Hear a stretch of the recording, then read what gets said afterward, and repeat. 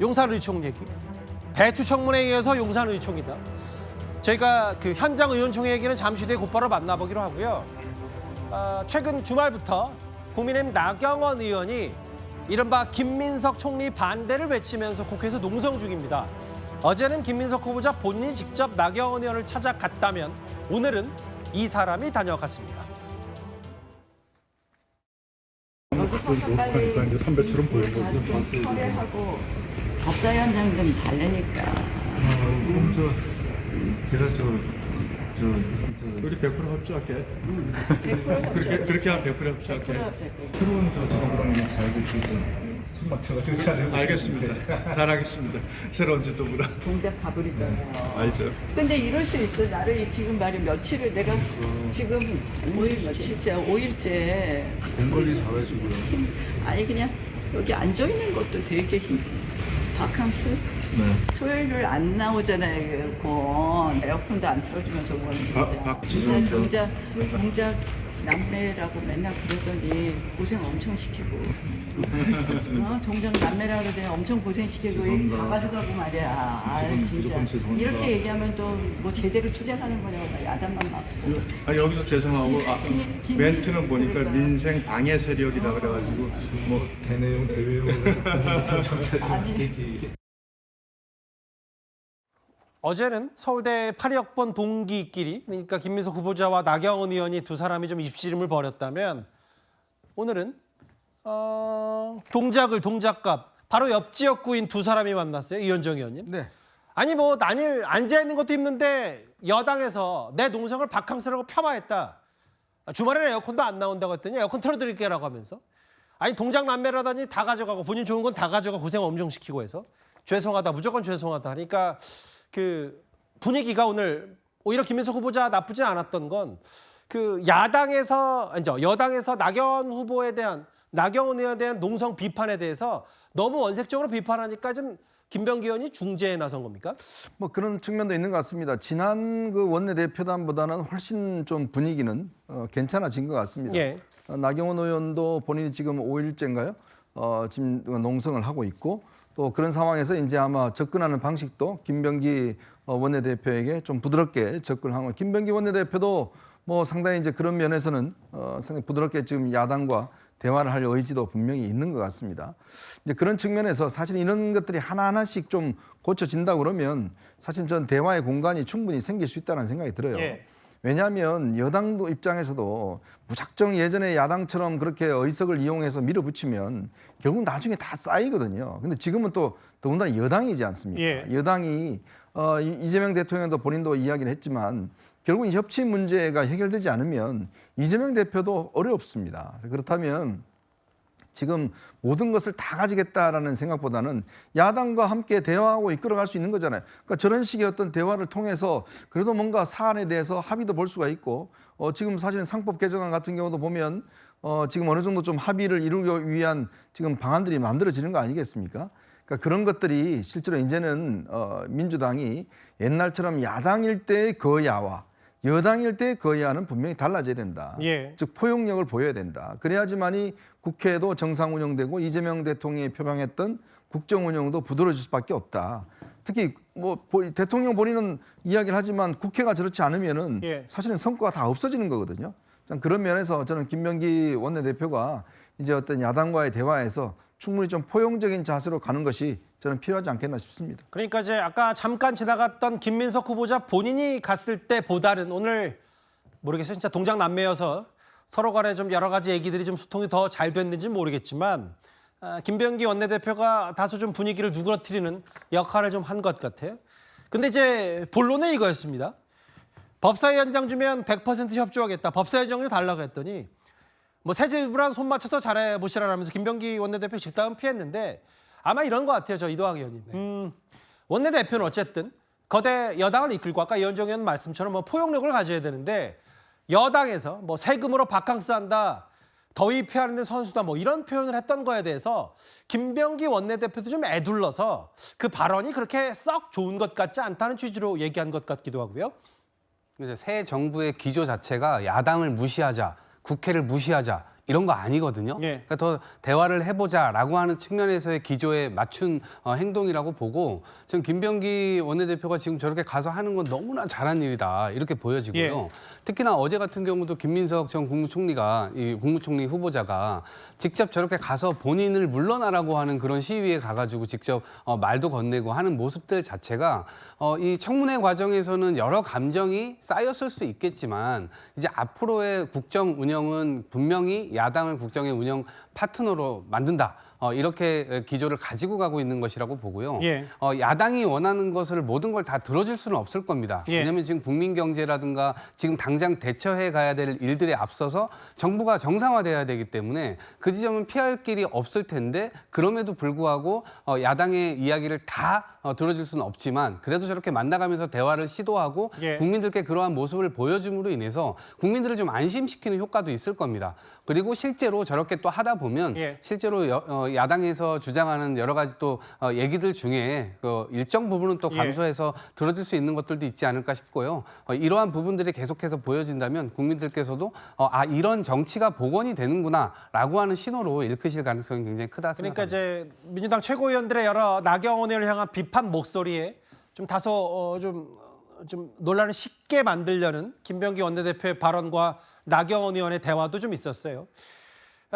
결국 나경원 의원이 농성에서 얘기하고 싶은 거는 김민석 총리는 안 된다는 겁니다. 국민의힘에서는요, 오늘 송원석 비대위 체제가 출범하자마자 용산 대통령실 앞에서 현장 의원총회를 열었습니다. 스포로 배추 투자 김민석은 사퇴하라! 사퇴하라! 사퇴하라! 사퇴하라! 어제는 김민석 총리 후보자가 국회 농성장에 찾아왔습니다. 역시나 김 후보자는 기대를 저버리지 않았습니다.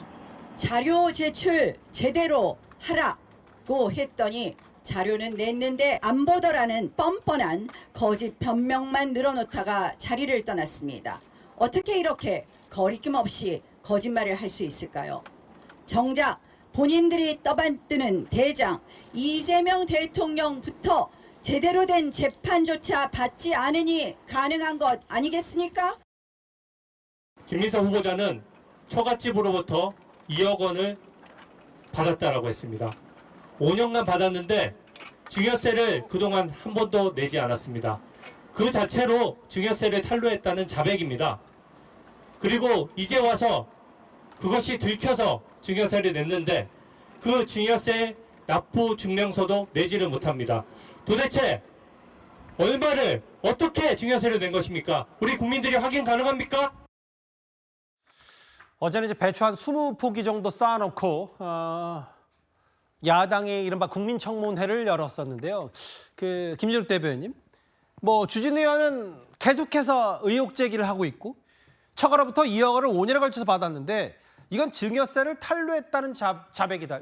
일단 김민석 후보자는 이제 추가 의혹 제기에 대해서는 이제 대응하지 않기로 어느 정도 가담을 잡은 겁니까? 일단 뭐 지금 저런 추가 의혹이라고 하는 것이 사실은 인사청문회 때 다 나왔던 그 의혹들이고 예. 그 부분에 대해서도 김민석 후보자가 답변을 했습니다. 특히 처갓집으로부터 받은 생활비에 대해서 인사청문회 직전에 증여세를 처리했다라고 답변을 했어요. 뭐 그 부분에 대해서 자료를 계속해서 요구를 하시는지 하고 있는 상황인지는 모르겠습니다만 인사청문회 때 김민석 후보가 여러 가지 자료를 증빙 자료를 제출했습니다만 정말 국민의힘 의원들께서 그것을 보고자 했던 그런 의지는 있었는가라는 부분에 있어서도 저는 좀 의구심이 있다라고 봅니다. 김민석 후보자가 여러 가지 자료를 제출했을 때 그 부분에 대해서 국민의힘 의원들 그 자리를 지키지도 않고 계셨던 거 아닙니까? 무조건 김민석 후보자가 자료를 제출하지 않는다라는 그런 정치적 공세만 말씀하시지 실질적으로 김민석 후보자가 해명하라고 했던 부분들에 대해서 해명이 됐다, 안 됐다 이렇게 가닥을 타준 적도 없는 그런 인사청문회였다라고 저는 보고 있고 예. 그런 상황 속에서 김민석 후보자에게 지속적으로 이렇게 뭐 의혹을 제기하는 것, 이 새로운 의혹도 아니고요. 예. 이미 나왔던 것에 대해서 김민석 후보자가 또 해명할 부분은 또 해명했다고 보이기 때문에 이것에 대해서는 정치적인 공세다. 그리고 김민석 후보자에 대한 임명을 하지 않겠다라고 하는 것, 결국은 새 정부 출범에 발목을 잡겠다고 하는 것, 이것에 대한 뭐 다른 표현이 아닐까 저는 그렇게 생각하고 있습니다. 증여세를 안 냈다는 자백과 다름없다는 게 이제 야당의 주진 의원 주장인데요. 그 김기웅 대변인 이런 게 있을 거예요. 그 오늘 현장에서 의원총회를 국민의힘 의원들이 열었는데 항의 서한도 준비를 했다. 8억 자금 출처가 소명되지 않았고 중국의 칭화대 석사학위 표절 의혹도 분명히 있다. 근데 이제 대통령실에서 정무수석이 안 나왔다는 건 이 사안을 가볍게 보고 뭔가 국민의힘도 나름대로 현장 의원총회 정도 했으면 대통령실에서 그에 걸맞는 위치에 있는 사람이 일단 듣기라도 해야 될 거냐 이런 비판을 국민의힘에서 한 것 같습니다. 의총을 오늘 날이 굉장히 덥지 않았습니까? 그렇다면 국민의힘 제1야당이 대통령실 찾아가서 대통령에게 이런 입장을 전달한 거 아닙니까? 그렇다면 저는 우상호 수석이 만약에 못 나온다고 하면 김병욱 정무비서관이 있을 수 있습니다. 김병욱 비서관이라도 나와서 그런 얘기를 했으면 어떨까 싶습니다. 그러니까 서로 간의 입장은 다를 수 있겠죠. 그렇지만 이 더운 날 고생이 많으시다. 이 부분 저희가 잘 받아서 잘 전달하겠다.